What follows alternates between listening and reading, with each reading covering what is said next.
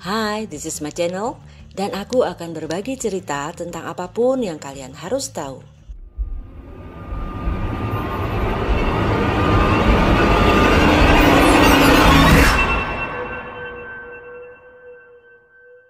Halo teman, apa kabar? Sehat semua kan?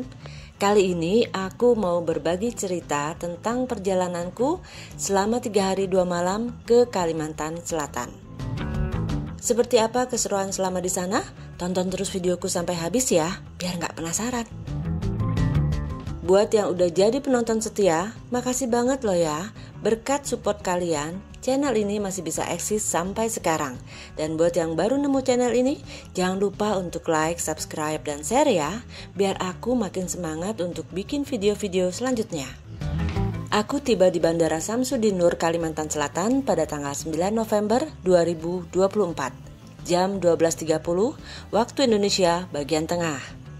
Cuaca cerah cenderung terik di sana. Dari bandara, aku menuju Pasar Martapura yang gak terlalu jauh letaknya dari bandara. Di pasar itu, aku bisa melihat berbagai hasil kerajinan seperti perhiasan yang terbuat dari batu permata dan pakaian yang terbuat dari sasirangan khas Kalimantan Selatan. Setelah sempat makan siang di food court yang ada di tengah pasar, kemudian perjalananku teruskan ke Rumah Banjar. Sebelum sampai di Rumah Banjar, aku mampir dulu ke kedai di pinggir jalan. Di sini terkenal sama jaring atau jengkolnya yang enak. Di sini tuh jengkol jadi cemilan loh teman. Aku nyobain nih, dan ternyata emang enak. Jengkolnya tuh kayak direbus jadi empuk. Terus makannya pakai bumbu tahi lala namanya. Ini santan yang dimasak sampai akhirnya menggumpal dan dibumbuin. Jadi gurih-gurih enak gitu deh. Selesai makan jengkol, baru aku lanjut ke Rumah Banjar yang ternyata gak jauh dari situ lokasinya. Ada 2 rumah adat Banjar yang masih dipertahankan keberadaannya sampai saat ini. Kedua rumah adat Banjar itu dibangun oleh almarhum H.M. Arif pada 1811. Wow, lama juga ya. Rumah adat Banjar Bubungan Tinggi ini lokasinya di Teluk Selong, Martapura Barat, Kecamatan Banjar, Kalimantan Selatan. Detail info tentang rumah ini akan kuceritakan di video selanjutnya ya teman. Dari lokasi rumah adat Banjar tadi, aku lanjut menuju ke penginapan di sekitar Banjarbaru. Karena rencananya besok pagi mau ke daerah Loksado yang jarak tempuhnya lebih dekat dari Banjarbaru. Hari kedua, sekitar jam 7.30 pagi, aku sudah berangkat menuju Loksado. Sekitar daerah rantau, aku sempat rehat dulu sekalian sarapan mencicipi makanan khas Banjar. Aku lapar mata deh lihat makanan yang tersedia di warung ini. Ada beberapa yang aku coba makan, dan ternyata enak. Langsung aku ambil plastik dan ambil beberapa makanan untuk bekal di jalan yang katanya masih sekitar 2 jam lagi untuk sampai di Loksado. Sekitar jam 11 siang aku sampai di Loksado. Aku nikmati keindahan alamnya menggunakan permainan bambu rafting. Bambu rafting ini dikenal sebagai alat transportasi pariwisata untuk mengarungi derasnya Sungai Amandit yang berbatu di Loksado, Hulu Sungai Selatan, Kalimantan Selatan. Sebelum adanya infrastruktur jalan menembus ke wilayah Loksado dan belum ada kendaraan modern, rakit bambu adalah satu-satunya akses cepat bagi suku Dayak untuk bepergian membawa barang ke kota melalui jalur Sungai Amandit yang deras dan penuh bebatuan besar. Suasananya tenang banget deh selama menyusuri Sungai Amandit yang terdengar cuma suara gemercik air. Nyaman banget loh. Sejenak aku bisa melupakan hiruk-pikuk kota besar di atas rakit ini. Dari tempat bermain bambu rafting, aku melanjutkan perjalanan menuju Banjarmasin karena cuaca kurang bersahabat saat itu untuk melanjutkan ke destinasi wisata lain di sekitar Loksado. Sampai di Banjarmasin, hari sudah gelap. Sebelum sampai ke penginapan, aku mampir dulu ke kota tuanya Banjarmasin. Kawasan wisata kuliner tersebut hidup dengan kehadiran para pengusaha muda yang membuka usaha di jalan yang dulunya hanya merupakan jajaran ruko tua dan sebagian besar kondisinya kosong.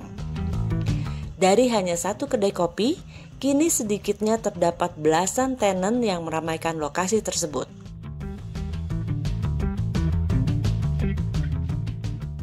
Oleh Pemkot Banjarmasin, tempat ini dinamakan Bandar Masih Tempo Dulu. Keren ya? Dari kota tua, aku langsung menuju penginapan untuk beristirahat karena besok pagi aku mau ke Pasar Terapung. Jadi, harus berangkat sebelum subuh.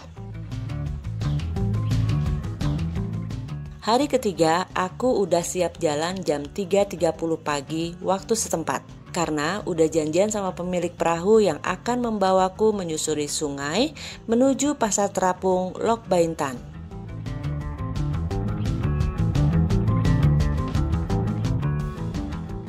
Pasar Terapung Lok Baintan, Kalimantan Selatan ini merupakan sebuah warisan tradisi penjualan yang masih alami, yang perlu dilestarikan sebagai kekayaan budaya negara. Pedagang di Pasar Terapung Lok Baintan menjual hasil kebun, pertanian, dan berbagai macam barang kebutuhan rumah tangga di atas perahu tanpa mesin, atau warga lokal kerap menyebutnya jukung. Mayoritas dari penjual di sini merupakan ibu-ibu dengan menggunakan topi besar sebagai ciri khasnya. Seru deh lihat kehebohan di Pasar Terapung ini.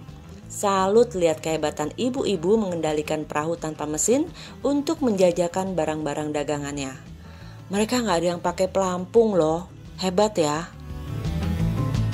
Sekitar jam 8 pagi aku kembali ke penginapan. Tapi nggak langsung masuk, aku mampir dulu ke taman maskot yang lokasinya persis di depan penginapan. Aku nikmatin pemandangan di sana beberapa saat. Dari taman maskot, aku kembali ke penginapan untuk siap-siap check out. Sebenarnya sih masih banyak waktu hari itu, karena jadwal pesawatku ke Jakarta baru terbang jam 4 sore.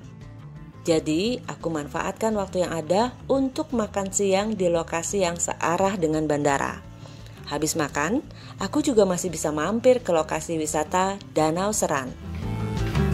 Danau ini terletak di Desa Tanggul, Kelurahan Palam, Kecamatan Cempaka, Kota Banjarbaru, Kalimantan Selatan. Danau Seran sebenarnya area bekas tambang intan yang memiliki luas sekitar 17 hektar yang saat ini dijadikan tempat wisata.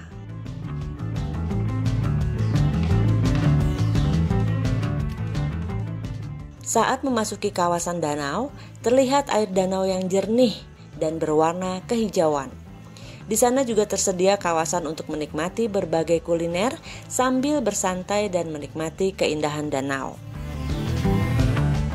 Dari Danau Seran, aku lanjut ke bandara.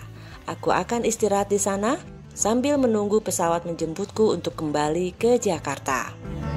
Perjalanan 3 hari 2 malam yang melelahkan tapi menyenangkan. Karena aku jadi tahu kota Kalimantan Selatan beserta keunikannya. Biarpun belum semua bisa ku jelajahi, tapi alhamdulillah masih dikasih kesehatan dan kesempatan melihat keindahan alam milik Sang Pencipta. Sekian dulu ceritaku untuk kali ini. Semoga bermanfaat ya, dan aku akan hadir lagi di video lain dengan keseruan yang berbeda. See you guys, bye-bye.